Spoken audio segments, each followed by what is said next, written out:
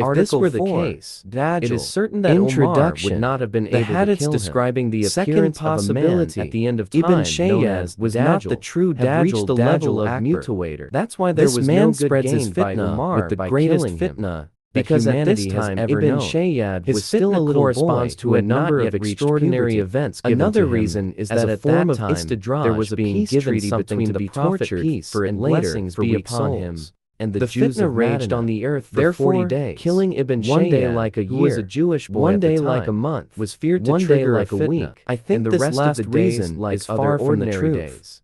Especially since we know that the phenomenon of Ibn Shayyad attracted the attention of the Ummah in the later years of the Madaniyah phase. The hadiths mentioned by a number of other narrators about the story of the Dajjal, peace treaties between the Prophet and blessings be upon him, that the Dajjal and the Jews of Medina came to an end. The Dajjal is a man by because the last treaty with the Jews was in the fifth year of Hijri, to perform after the Battle of Khandaq or the Battle of Banu Qurayza, such as bringing to life the dead whom he kills with his own blessings be upon him. The appearance of the adornment to investigate the affairs of fertility of the land and find out his news, his paradise. As I mentioned earlier, his hell, the situation of Ibn Shayyad was already known treasures of the world to him, and there were differences of understanding about his attributes among the heavens to send down rain. It was for this reason commanding the earth to grow crops and the earth be upon him, in his position. All this happened by Allah's decree and by his will. Whether what happened to him was a form of shamanism, so that he was unable to kill the man, and also the other person. This can be explained by the Prophet's strong desire to know the nature of Ibn Shayyad. Allah established the believers on the madhab was one of the efforts to uncover unclear conditions, the scholars of hadith that were feared to have a destructive power and knowledge, and a source of spreading those who denied it Muslims and considered it allowed to continue. Among the Khawarij, why did the Prophet peace and blessings of Allah be upon him? It is also in defense of al-Bukhari against the Mutazilas, so that the matter would be clear from among the Jamiyah and others, from Abu Bakr that the Dajjal is indeed real. But people became more and more followers of Musaylima with no real existence. The messenger of Allah they claim that the Dajjal, although real, is not believed to possess the miracles of the Prophet. Then the messenger of Allah's peace and blessings of Allah be upon him. This is their entire error. For the Dajjal does not claim to be increased in number, and he is a liar. He has to justify himself. Who will come out on the day of judgment. He merely claims to be a god. Indeed, he has. There is no country in which the spread of the Messiah by his outward form and the evidence of appearance. For every as well as his physical defects is guarded by two to remove the defect who ward off the threat of the Messiah. Muslim by Sire and Nawawi in his Sahih. Some people today are inclined to extraneous statements. 6,000 so they interpret the hadiths about the Dajjal, a corroborating fact on this manner. He assumes that what is meant by Dajjal is not a human being, but rather Western civilization. Why is that? Because Western civilization is a blind. There is not a single statement from the Prophet but the material blessings of Allah be upon him. This is a false notion. That the one who believes in it becomes a disbeliever because Musaylima was a liar because the texts confirm its existence clearly, and the last there is no other possibility. Moreover, this describes the Prophet's peace and agreed upon Allah be upon him method of dealing with these liars. If an interpreter were to apply such so that their affairs do not confuse as in the case of the Dajjal, as for the story of Ibn Shayyad, there would be nothing left for the text to be understood in their original peace and blessings. Whoever looks at the history of the division of the Ummah, especially the Bathaniyah, he did not decide whether Ibn Shayyad will find that the main reason for their falling into disbelief. We do not know of any report that mentions a change in the Prophet's Tawaq. That takes the meanings of the Shari after the arrival of Tamim may Allah be pleased under with any circumstances. The news that Tamim may Allah be pleased with him clearly narrated was such a spectacular whoever looks at the texts narrated about the Messiah Dajjal from the messenger we are divided into blessings of Allah be upon him, not and following detailed information about especially Dajjal. Since people this were also includes the phenomenon the urgency of explaining the nature and the story of Shayyad is stronger than the urgency of explaining the nature of Musaylima faced with many problems in its understanding of these two figures. The first reason, indeed, the Prophet questioned by most of Allah be upon him knew so that they are divided into several the uncertainty and lack of information that the senior companions had about Ibn stated that the hadiths of Ibn Shayyad are stronger than the hadiths about the certainty that Ibn Shayyad was the Dajjal, did not issue the hadiths, and it is possible that other companions of his some other scholars preferred to compromise between the hadiths,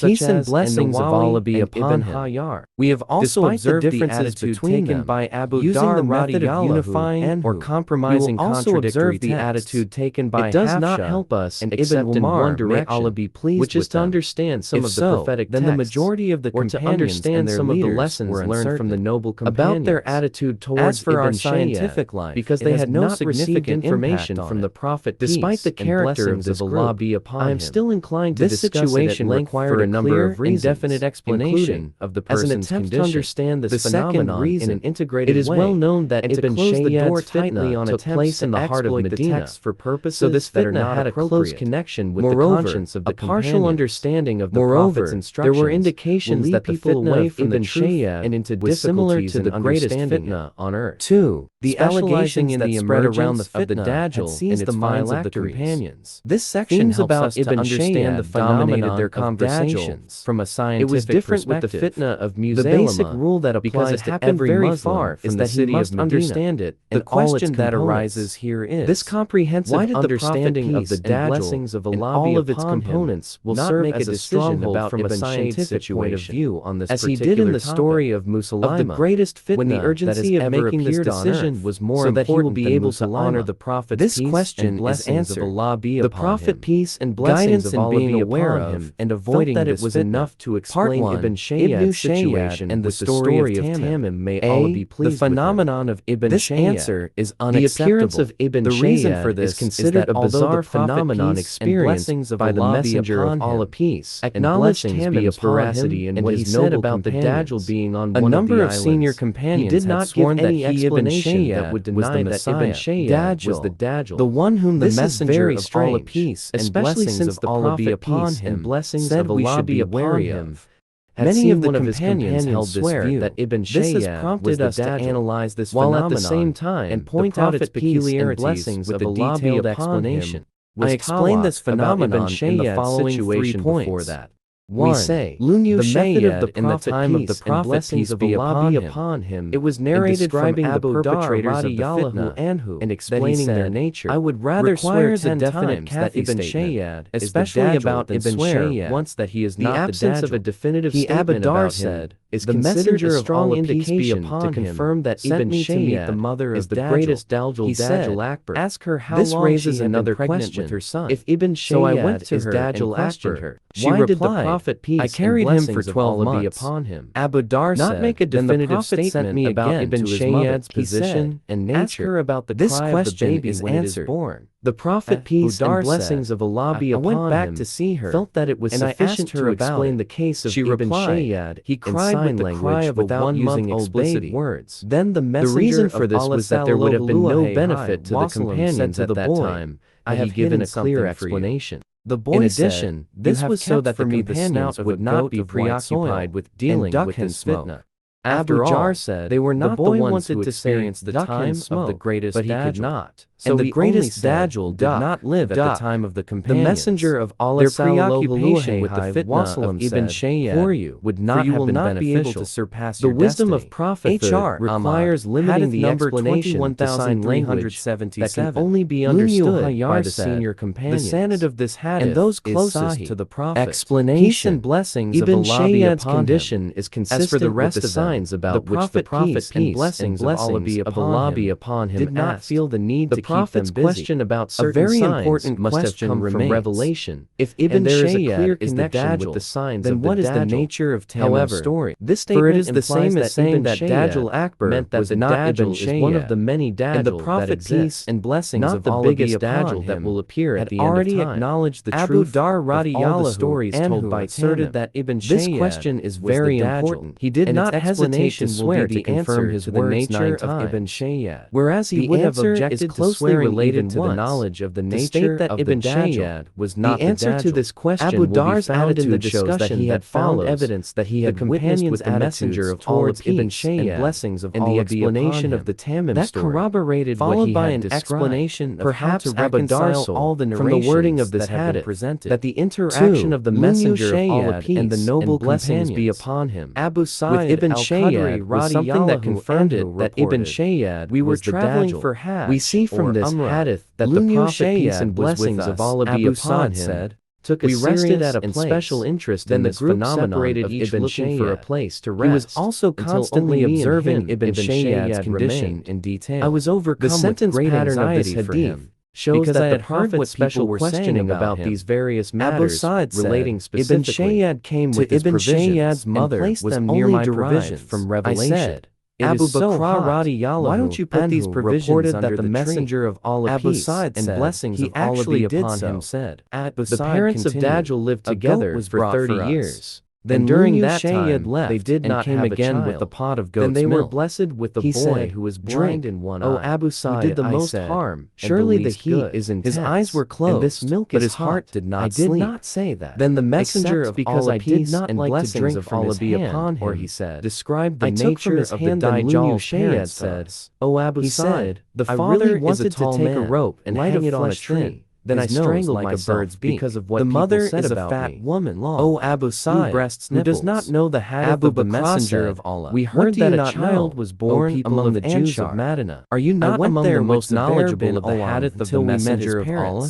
Peace and blessings that the physical traits described by the messenger of Allah peace and blessings of Allah be upon him say were present in both of them is a disbeliever. We said, while I am a Muslim, have any children? Did not the messenger of Allah peace we lived together for 30 years upon him say, and during that Dajjal is barren, no children, childless. Then we had a son who was blind in one eye, causing the most the messenger of Allah peace and blessings of Allah be upon him. He sleeps, but his Dajjal cannot enter Medina. We went out of their house. Suddenly, while I am just now leaving Medina, the boy lying on his back in the hot sun Abu Sa'id al-Khudri said, I was about to apologize to him. He said, Behold, what are you to say? By Allah, we asked I know back, the Dajjal. Did you hear what we said? I know the place he of replied, his birth. And yes, I also know where both he is eyes today. Are sleeping. Abu Sa'id but my heart is not sleeping. I said to him, in the narration of all this day, his father was a man who was very tall, light of flesh, hadith no, long of nose, 2,927. His mother was a fat woman, and her nipples were Abu Sa'id al-Khudri radiyallahu anhu hadith by Allah 2,350. However, he commented on it, if you wish, hadith, I will tell you his name. The name of his father and the name of his mother contains an amazing clue that the Prophet peace and blessings of Allah be upon him spoke about some of the characteristics of the Dajjal 11,755. These traits were exactly described as its origin in Sahih Muslim. In another narration, there is nothing in this hadith to prove that Ibn Shayyad, the one who is most knowledgeable about the biggest spreader of the Dajjal on the day of resurrection, supports the view that Ibn Shayyad was the Dajjal. It is possible that the Prophet peace and blessings of Allah be upon him was only describing the characteristics of one of the Dajjal out of the many Dajjal.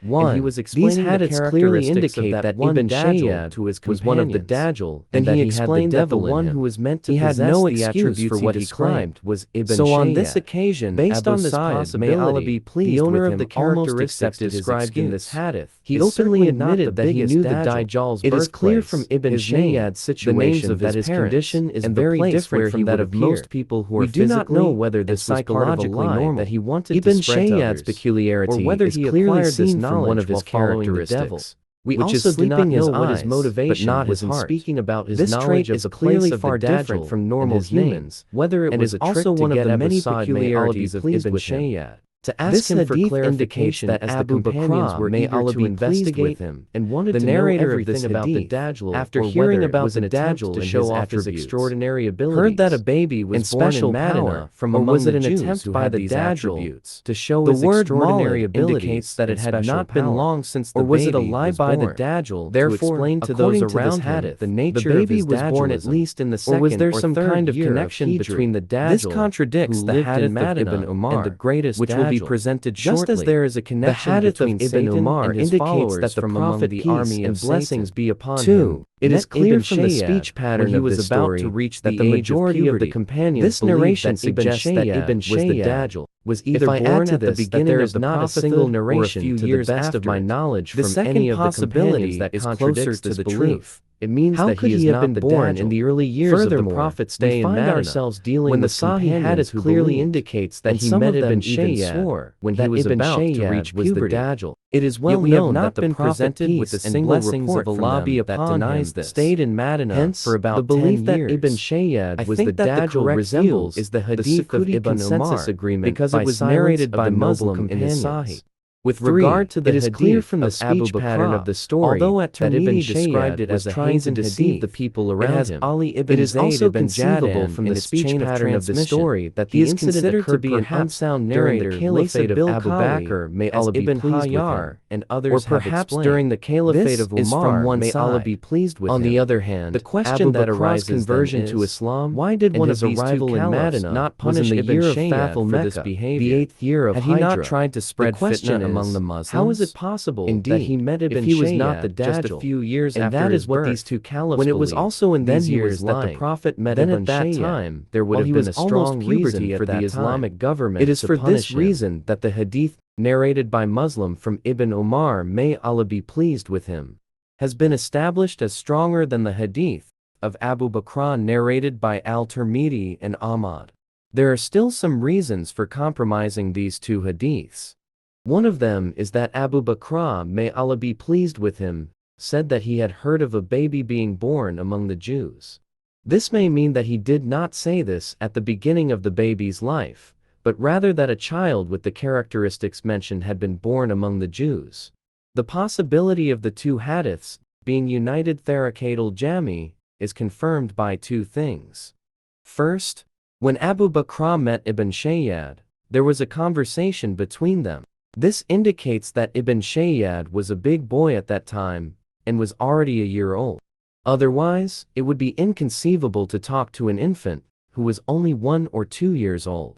Second, we observe from the wording of the hadith of Ibn Umar that Ibn Shayyad's mother, when she was asked about the condition of her son, said that a child had been born to her who was blind in one eye, had the most harm and the least benefit. The mother's knowledge of her son's condition, that Ibn Shayyad was the least beneficial, could not have been revealed in the years close to his birth. It is inconceivable that a baby who is only 1 or 2 years old could be known to be beneficial. Rather, it could only be said when the child grew up and the family was able to command him to do some work. It is at this age that it becomes clear to the baby's family whether he is of much benefit or little benefit. That is why Abu Bakr's visit to Ibn Shayyad was most likely in the 8th year of Hijrah, when he was about to reach puberty. This is the possibility, and it makes it possible for us to reconcile the hadiths. From Ibn Umar radiyallahu and Huma. From Ibn Umar radiyallahu and Huma Umar, may Allah be pleased with him, went with the Prophet peace and blessings of Allah be upon him, in a group to the neighborhood of Ibn Shayyad, until they found him playing with small children in a fort belonging to the Banu Magla.